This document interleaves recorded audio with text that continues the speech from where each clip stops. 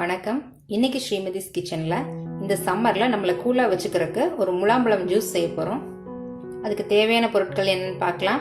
முலாம்பழம் 1, 2 table spoon தேன், 1/2 cup பால், ice cubes. முலாம்பழத்தை cut பண்ணி எடுத்துக்கலாம்.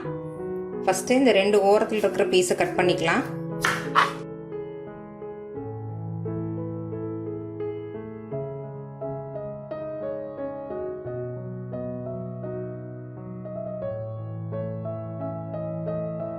இப்போ இந்த மாதிரி தோலெல்லாம் ரிமூவ் பண்ணதுக்கு அப்புறமா 2 கட் பண்ணிட்டு உள்ள இருக்கிற விதையெல்லாம் ரிமூவ் பண்ணிடலாம்.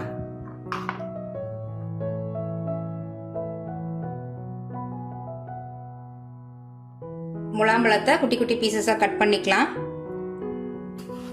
இப்போ முலாம்பழத்தோட பெனிஃபிட்ஸ் என்னன்னு சொல்றேன். இதுல விட்டமின் ஏ இருக்கனால கண் பார்வைக்கு ரொம்பவே நல்லது. விட்டமின் சி இருக்கனால இது நோய் எதிர்ப்பு சக்தியை நமக்கு கொடுக்கும்.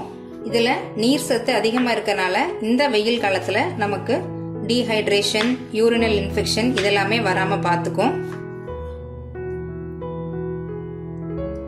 ரொம்ப முக்கியமா சொல்லணும்னா இதுல கம்மியான ஃபேட், கொழுப்பு சத்து இருக்கு. அதிகமான நார் சத்து இருக்கனால வெயிட் லாஸ் பண்ணணும்னு நினைக்கிறவங்க இந்த ஜூஸை தொடர்ந்து எடுத்துட்டு வந்தா நல்ல ரிசல்ட் கிடைக்கும்.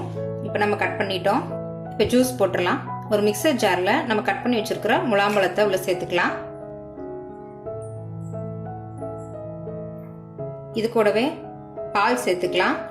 பால் கொஞ்சமா சேர்த்துக்கோங்க. இல்ல பால் ஸ்மெல் பிடிக்காது அப்படின்னா சேர்க்க வேண்டாம்.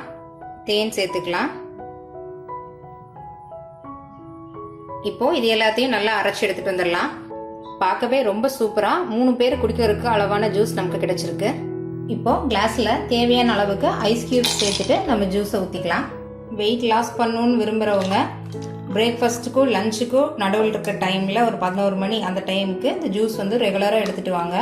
இது உங்களுக்கு நல்ல ரிசல்ட் கொடுக்கும் சீக்கிரமாகவே.